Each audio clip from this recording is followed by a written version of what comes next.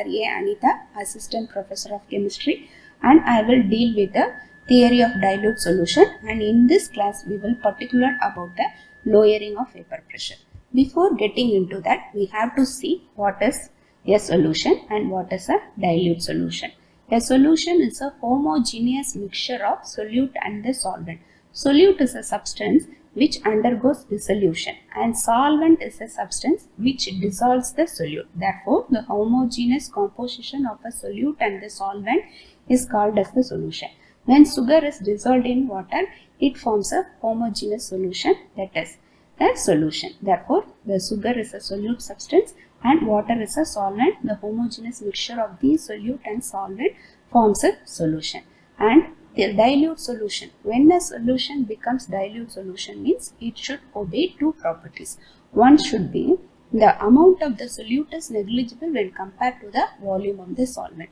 We have to dissolve only 1 gram of solute in 100 or 1000 ml of solvent, then it will be a dilute solution. And moreover, it should obey the second property, that is the solute should be non-volatile. Non-volatile means it should not get into the vapor phase while it is in solution.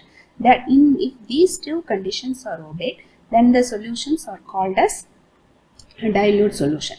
And all the dilute solutions obey a property which is called as the colligative property. The colligative property is defined as that one which depends upon the number of particles and independent of the number of particles in the solution, and it is independent of the size or the chemical nature of the particles, whether it may be of small size or the large size, or it is having a high molecular weight or a low molecular weight, but it does not bother, whereas it depends only upon the number of particles.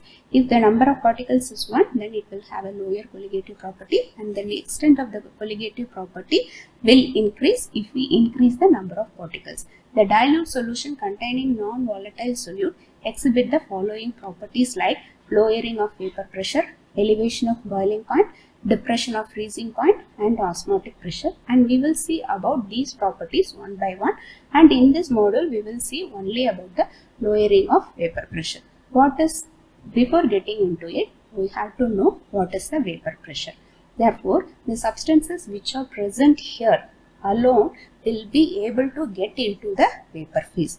Here it is a solution. The pink color particles are called as the solute, whereas the green color particles are called as the solvent. The pink color particles being non-volatile, as the solute is non-volatile, for a substance to be in a dilute solution, it will not get into the vapor phase, whereas the solvent particles which are volatile can get into the vapor phase. When these particles in the solution are in equilibrium with that of the vapor phase, then there exists the pressure due to the number of particles in the vapor state. It exerts a pressure, then that pressure is called as the vapor phase. As it is the vapor pressure of the solution, it is indicated by the term PS. Now we have to compare what happens to the vapor pressure of a solvent alone and the vapor pressure of the solution. Here this picture shows the vapor pressure of the pure solvent. Here there is no solute particles, therefore there will be maximum number of particles which can get into the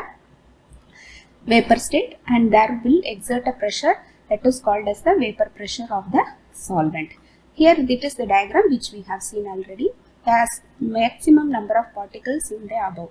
Here there are 5 solvent particles, and here there are 3 solute particles and 3 solvent particles. Therefore, the extent by which the number of particles will get into the vapor phase will be decreased due to the occupation of the surface sites by the solute.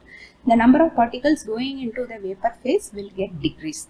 Therefore, actually the pressure exerted by the lower number of particles will also decrease. The difference between the vapor pressure of the solution and the solvent is termed as the lowering of vapor pressure.